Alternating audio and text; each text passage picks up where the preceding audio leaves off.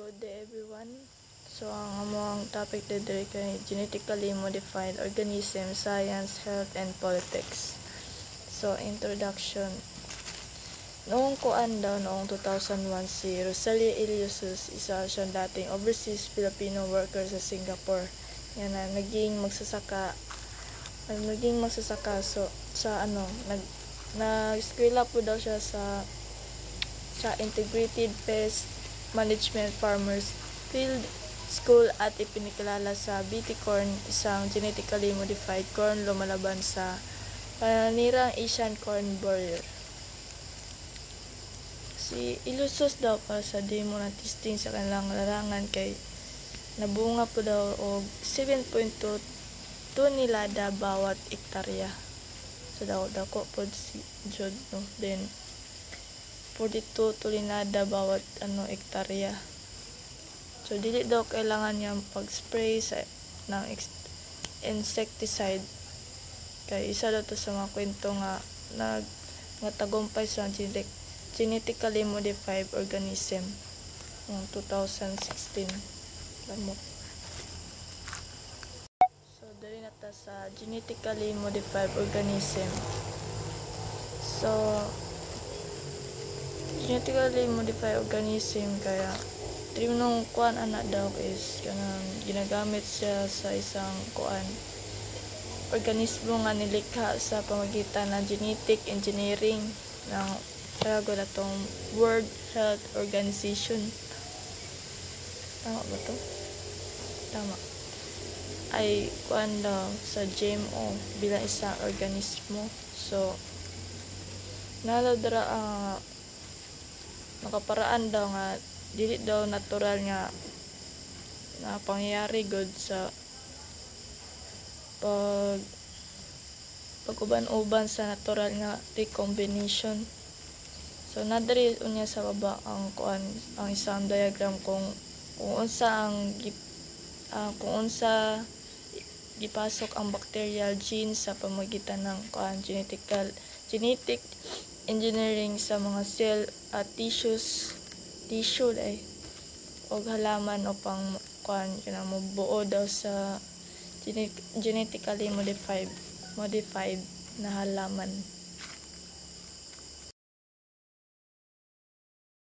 Ito sa GMOs food and agricultural industries kay itukoy daw ni siya of Center of Ecogenetics and Environmental Health CEEH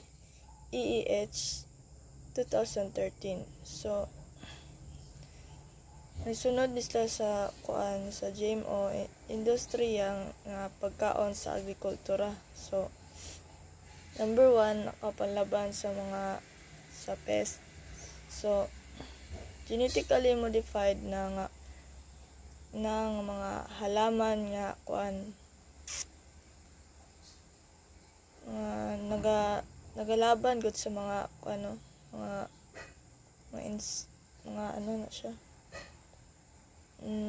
pest. So then napod siya halimbawa dra sa ni parehaning BT corn and then a genome and BT corn ay kuan usab ni siya nga paggamit sa gene Bacillus thuringiensis, isang soil nga kuan bacterium nga nagabuhat siya og kaning protina nga nakalason sa mga corn burrs worms ana. So dito sa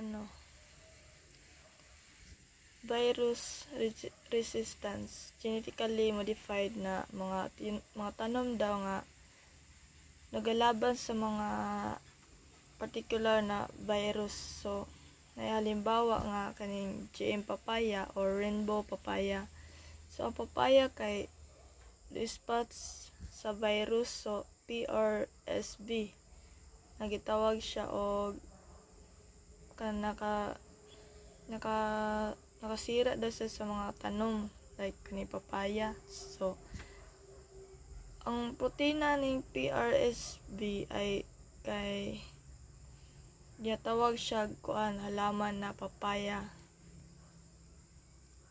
na kuan og kaning tissue daw. So mga tanom nga naga laban gyud sa virus mismo. So nakaapekto yun ni tulad sa kaning parehaning bakuna kanang na sila yung mga tao laban sa tigdas o influenza sa virus.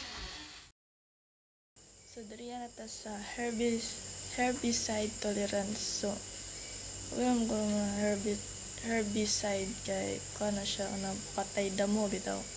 So genetically modified na mga lugar nga para matiis jud nila ba mga patay damo jud. So kaning fortification kay genetically nga modified nga lugar nga pinakatibay nga kuan sa ilang mineral daw. Kani number 5 kay cosmetic preservation, genetically modified nga mga tanong gud mga plants nga nagalaban jud sila sa natural nga pagkawalan nga kuan ba kawala ang sila ang kulay ana. So number 6 increased growth rates. So gataasan og mga rates bitaw paglago sa mga organism kanay mga taas pa yun nga pagdako sa mga normal na species. Ano siya duriya na ta sa mga GMO sa non-food crops and macroorganism. So genetically modified organism kay mo din siya mga tanom na dili dili siya makaon sa microorganism. So kasunod is kani number 1 is flower production. So paggawa ng pagbuhat sa mga bulak bitaw mga GMO sa mamang ko ni nakapakita nga pagbagong pagbagong color gunya sa kanang panghabang buhay gunya florera sa kani sa bulak yun. Then number 2 kay paper production modified characteristic. So mo pod gyapon ginausab ba ang mga produkto sa papel ang mga puno bitaw ay para mas mataas na ang mga production sa mga papel. Data sa number 3 pharmaceutical productions. So mo daw na siya ang gibag-o nga halaman bitaw na makagawa og makabuhat og mga produkto nga kaning mga products. So ay halimbawa dira kanang kanang bulak bitaw nga sani tawag ni periwinkle mo ba na periwinkle. So mga bakterya daw na sa genes na dinadagdag sa mga kaning pareha nga bulak bitaw pang pahusay gid ang yung production bitaw kay vinblastin man isang alkaloid daw na kariwang nga apo daw ni daw tambal po ni daw sa cancer kaning Hodgkin bitaw lymphoma ana siya man na kani sa yung sulod good sa yung lawas kanang mura siya na burot bitaw na mura siyang Hodgkin lymphoma. So number 4 bioremediation.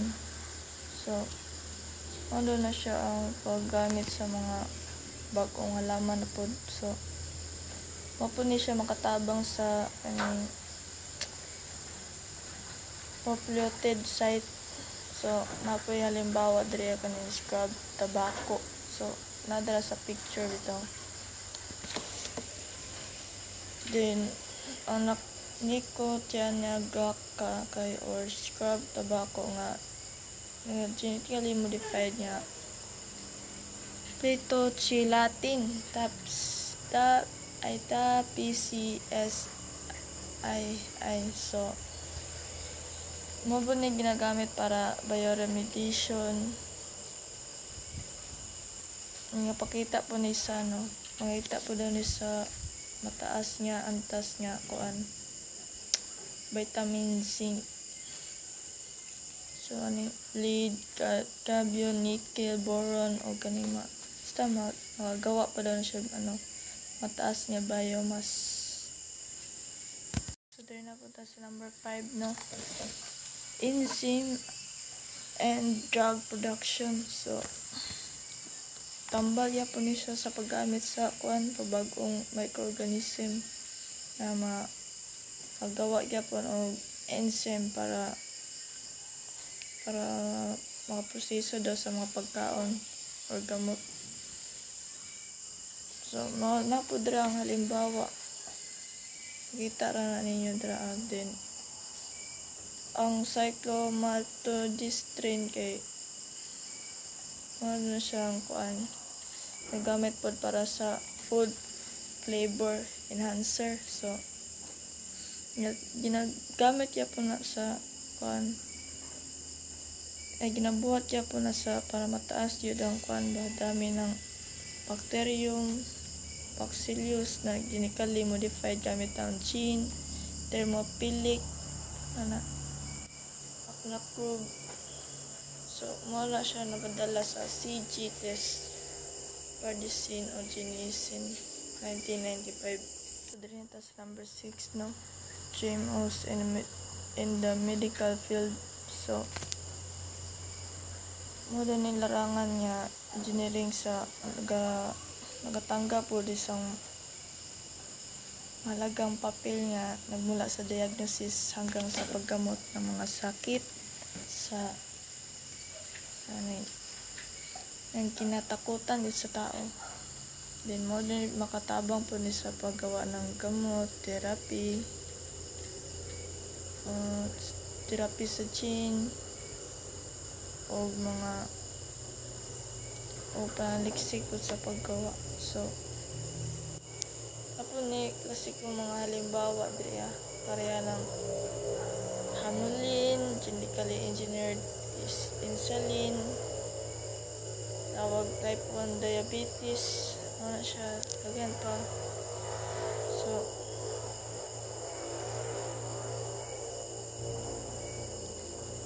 di nakakuha po siya gikan sa pakis sa mga baboy sa at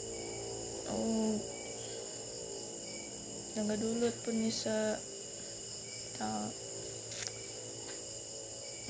allergy ba ni or basta sa kaning diabetic ito gumagamit tapos naggamit katong daw noong 1978 mula sa City Hope National Medical Center sa kumpanya nagawa og kaning gahimo sa insulin siya.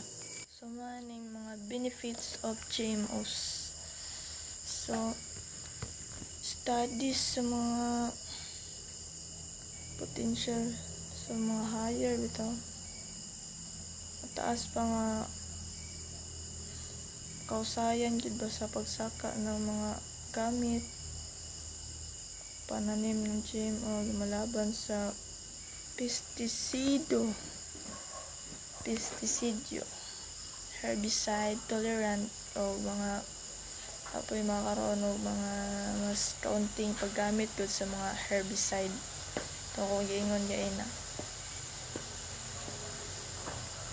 Tas makababa po kay paggastos daw. So